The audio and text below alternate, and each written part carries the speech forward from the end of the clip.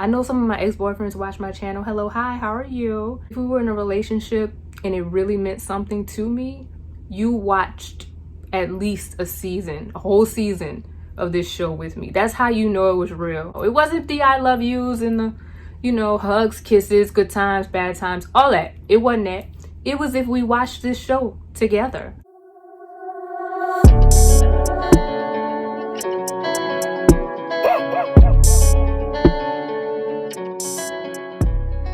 Hello beautiful people, thank you guys so much for tuning into my channel. I am Darla and you are tuned into the 30 journey. Here we're on a faith and fulfilled journey through our 30s, and I'm so happy you decided to join me for this video today. So I'm gonna let y'all know right now that your girl is probably gonna be turned this whole video because I'm talking to you guys about one of my absolute favorite shows of all time, Girlfriends.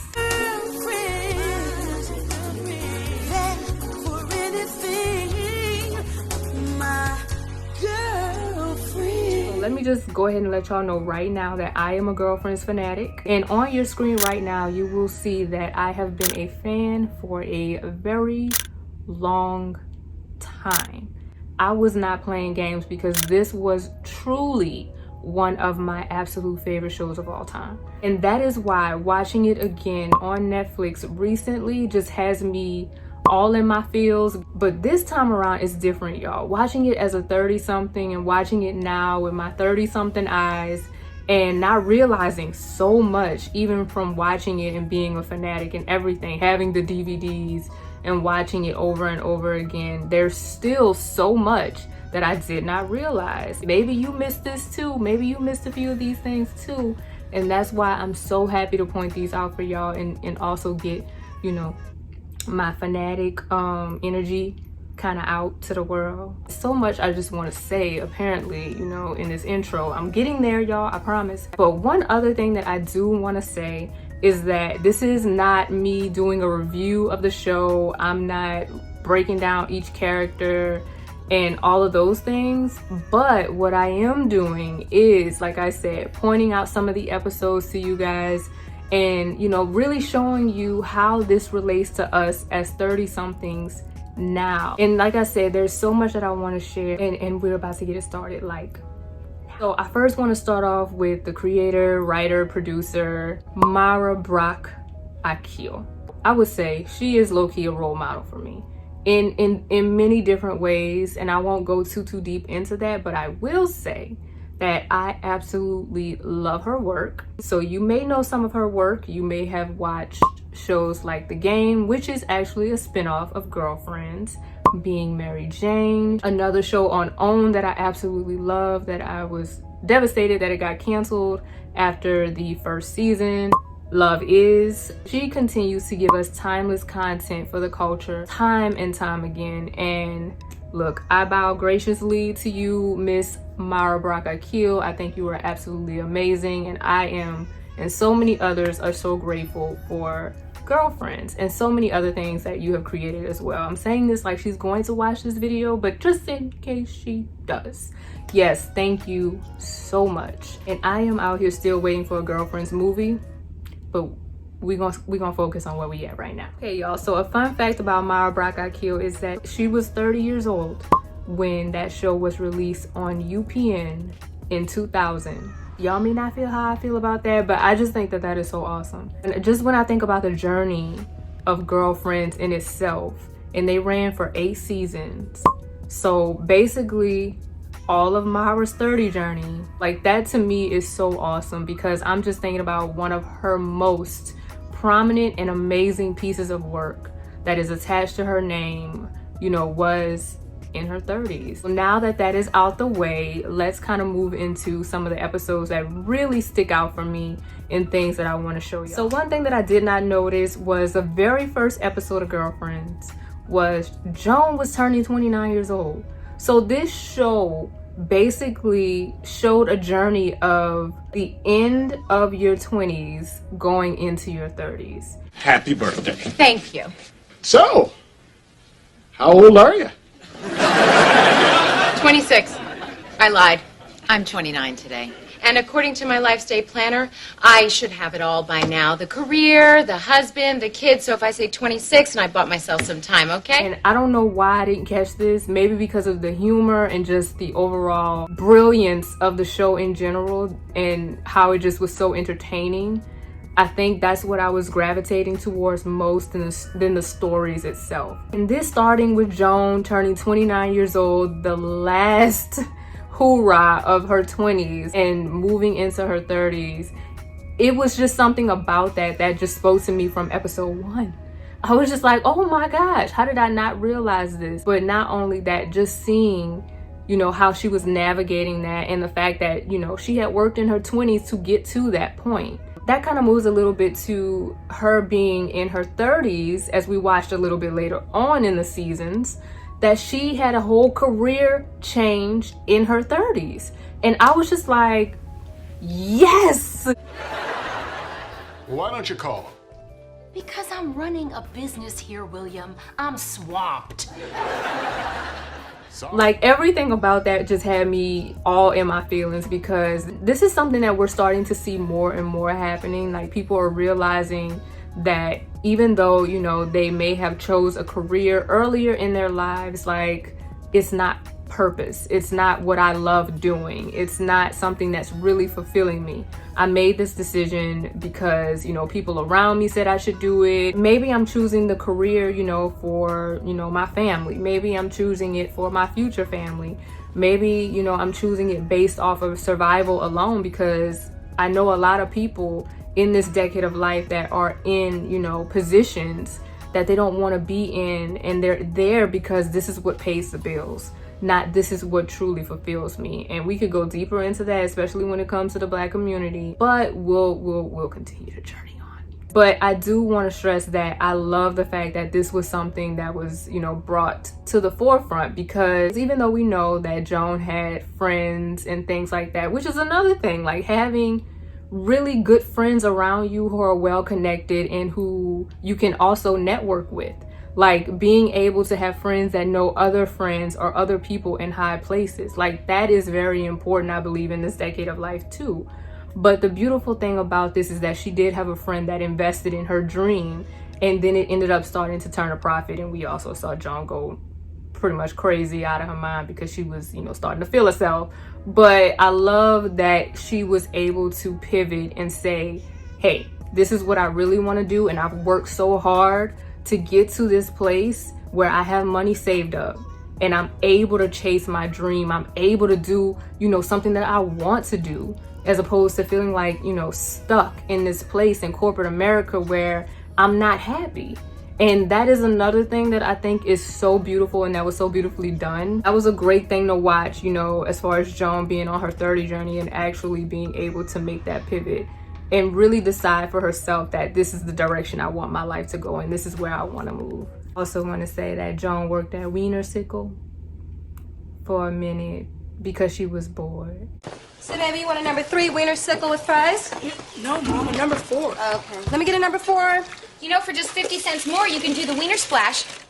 Joan! But we're not going to dwell on that. So another thing that the beautiful Myra brought to our attention on Girlfriends was the fact that reproductive health is so important for us in this decade of life.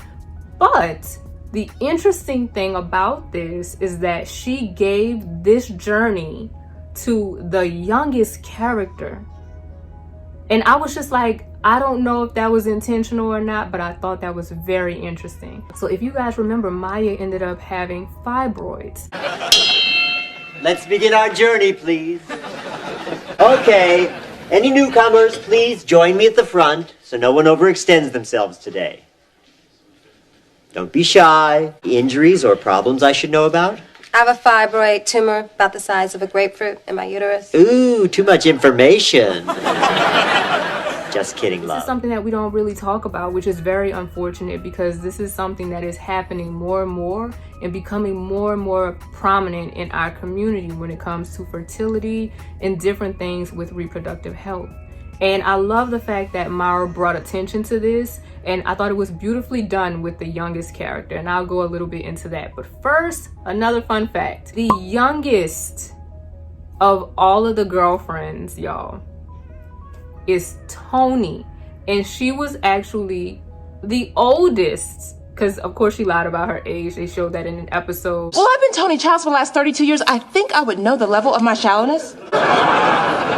Toni, you just said you were 32. I said 31. No, you said I've been Toni Childs for 32 years. I know what I said because I said it, and what I said is I'm 31. That was interesting to me. But moving on, so many women in their 20s, 30s, and up experience a lot of different things when it comes to reproductive health, fertility, a lot of these things. And I love the fact that they touched on this. And another thing that ended up happening to the youngest of the girlfriends on the show was that she ended up suffering a miscarriage.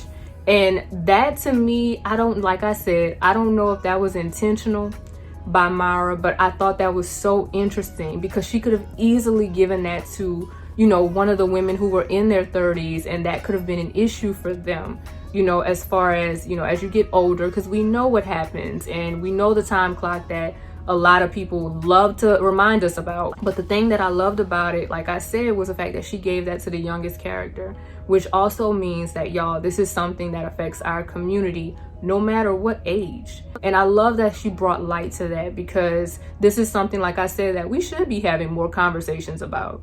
We really should be talking more about this because it's happening. And there are a lot of reasons to why this is happening, which is why it is so important for us to really take care of ourselves, making sure that we're watching our diets, making sure that we're going to our scheduled appointments, annual appointments that we have to make sure that we stay on top of. Like, all of this is very, very, very important. And I love watching this journey because a few things that they talked about with this was also, you know, holistic routes of, you know, helping with the fibroids and different things before she made a decision to get surgery. But like I said, I love that Mara brought attention to this because, like I said, this is something that we should be talking more about in our community. And I just think that it was awesome to see this journey, you know, and seeing ourselves on TV, knowing that this is a very much real thing. And like I said, there are also alternative ways of going about this journey and understanding, like I said, yourself better. So this is another thing that the amazing Mara brought to light that I thought was absolutely amazing. And, you know, something that we should all really, as women, make sure that we're on top of for ourselves, our friends, and our family. So let's go ahead and move on to the most hated cast member, and that was Antoinette Marie Childs. So I personally, I'm gonna let y'all know right now, I love me some Toni. I love me some Toni Childs, not because she is so problematic, but just the fact that she is so problematic and she is so good at being like, this woman played this role. Jill Marie Jones, once again, this woman played this role absolutely amazing. But with Toni, I do want to talk about the fact that she became a first-time mother in her 30s. Okay, Toni, that's okay. It's only natural for a new mother to be exhausted. I looked in the apartment, Maya. So Toni, she became a first-time mother in her 30s, and it was a struggle. But this is the thing, she had to realize a lot of things about herself on this journey to becoming a mother and also being a mother. Like, she was struggling, you know, with her selfishness and like not really adhering to the baby's needs as opposed to her own. And we got to see the character development when it came down to her really having to figure out, you know, what's most important. Maya, I just feel like such a failure. I mean, everything I touch goes bad. Look at my marriage. Look at me. Maya, I don't even want to be around her. Because I don't want to mess her up. And I thought that was interesting, and I love watching her journey through this and really start to come into her own. It was unfortunate that her marriage didn't work out, but, you know, we got to see her having to deal with co-parenting and even trying to date, you know, while being a first-time mother, a single mother. I love watching her, like I said, come into her own with that and say, yo, I'm dealing with a custody battle. This is the most important thing. My child is the most important thing to me. And really, you know, really coming into her own when it came down to motherhood.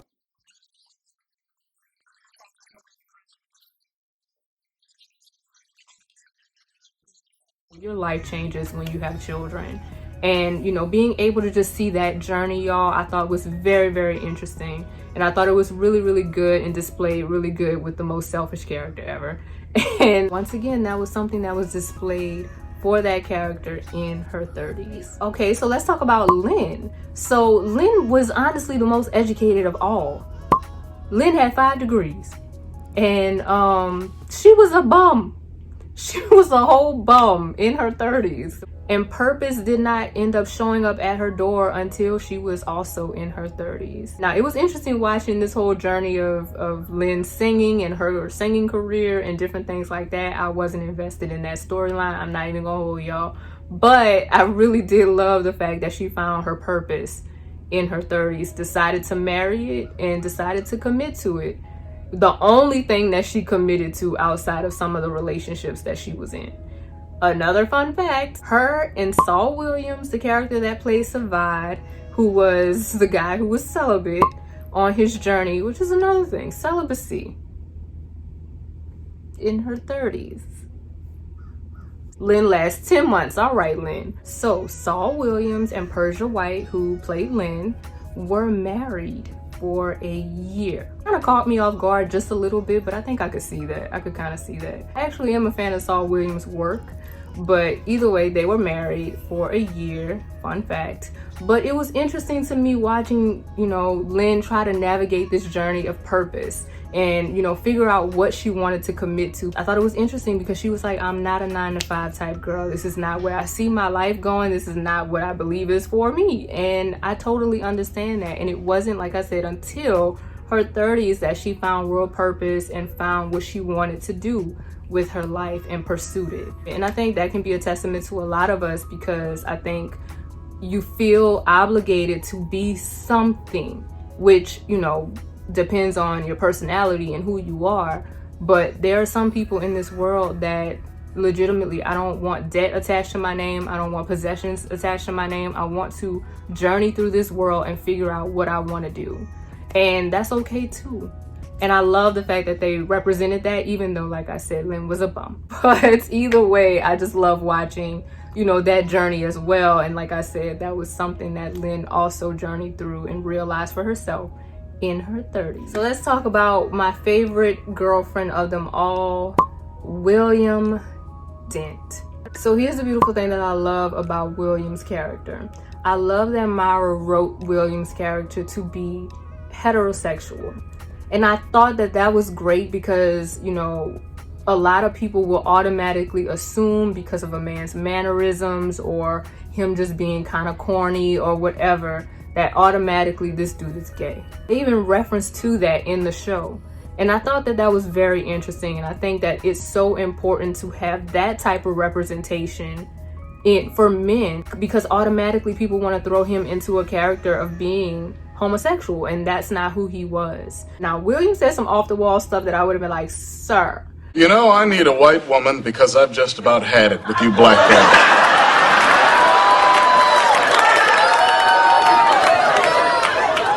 William. No, I'm fed up. No, but at the same time, I honestly did enjoy the character. I really, really did. I think so many did. So William was an educated black man who became a senior partner in a predominantly white law firm. He also bought his first home, got married, and was expecting his first child, all in his 30s.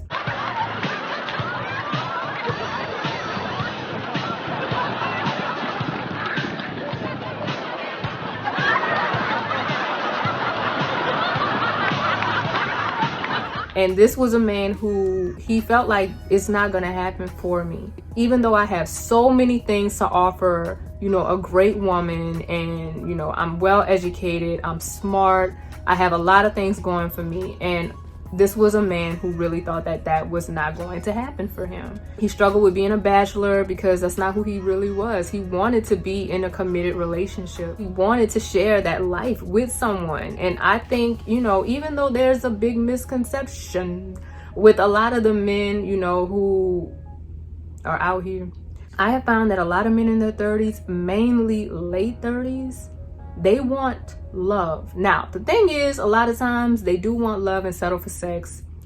These are just things I've observed. But I do find that a lot of them really want companionship. They want a happy ever after. They want someone to share their lives with, especially if they've been working towards those goals and those dreams for themselves. Like, they want this. And, you know, watching his character navigate that and, you know, do some crazy stuff and, you know, figuring out, you know, what he really wanted, even if he was like, I don't know if this is what I really want. William was a mess. It was so interesting to watch it, but so funny. But once again, that's another journey that I thought was definitely worth highlighting, because like I said, all of those things that I named that he accomplished was in his 30s. So y'all, I've touched on something for each of these characters, but there is one more thing that I do want to throw out there. I do want to talk a little bit about Joan's 30th birthday. Damn. So that's what 30 candles looks like, huh? Actually, it's 27. I didn't realize you were going for 30 this year, Joan, but good for you! So if you watch that episode of Joan's 30th birthday, she kind of struggled with realizing, you know what, I haven't lived. Like, all my friends have experienced so many different things and so many things that are deemed as fun, and I haven't really lived. So what did she do? She went to a nude beach. And some people know this, but not, you know, a lot of people. I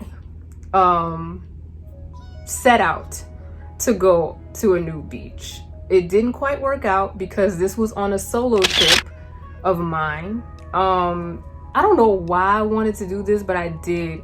It's something about it that just felt very liberating, and I wanted to experience the same. So I booked a trip. I went to Mexico for the first time alone, but that was why I didn't do it, because I was alone. And I was just like, oh, I don't know if this was smart, considering, you know, I'm just saying it's chocolate.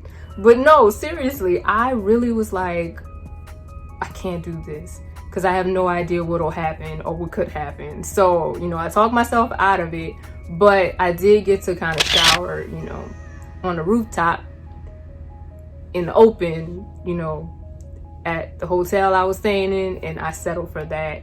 And yeah, because that was something I wanted to do too. So that was something I chose to do, and I let that be the thing. But I'm still getting to a new beach. I don't care. That is on my bucket list.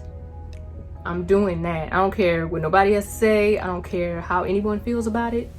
Doing that. But back to Joan. She realized on her 30th birthday, she was sharing it with her girlfriends that as they were playing a drinking game, that she hadn't really done some of the things that they had done. She also realized that some of the stuff that they had done was not really her, but she wanted it to be her. But if that's not who you really are, there is no reason to try and be something that you are not, just for the sake of saying that I've lived. It's weird though, because I thought this was going to be a heightened sexual experience, and it's really just lying around naked in the sun. Okay, I'm done. But Joan, this is your nude beach experience. Yeah, well, I've done it. I'm on both sides. I'm ready to go. But this was something that Joan, like I said, had to journey through and realize for herself.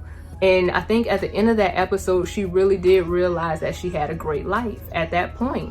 And there was so much to even look forward to. And I think we can all take a lesson from that episode, because like I said, realizing who you are and who you truly are, and if you want to change the trajectory of your life, if you want your journey to look different going forward, allow that to really motivate you to do that. But I would not try to be something that you're not just because people are making it look a certain way. Realize truly who you are in that space, who you want to be, and go from there. So people, I hope y'all enjoyed this video, because I sure enjoyed doing it for y'all. I love bringing you guys into my world of Girlfriends, because like I said, one of my absolute favorite shows of all time. Girlfriends honestly stood the test of time, and it aged very well in my opinion, and honestly it is to me timeless. So if you guys enjoyed me highlighting some amazing things about this amazing show for all of us amazing 30-somethings, give this video a big thumbs up. Also, please leave comments below if you are a fanatic like me. If there are certain things that you saw in this show that kind of resonated with you a little bit more that I didn't talk about, let us know below some of those episodes, because they're probably some of my favorites as well. I left out so much. Please feel free to share some of your favorite moments. I would love to hear them. Also, if you would like to be a part of the TTJRNY fam, please don't hesitate on subscribing. We would love to have you here. As always, fam, remember to keep God first and to commit to the journey. Peace.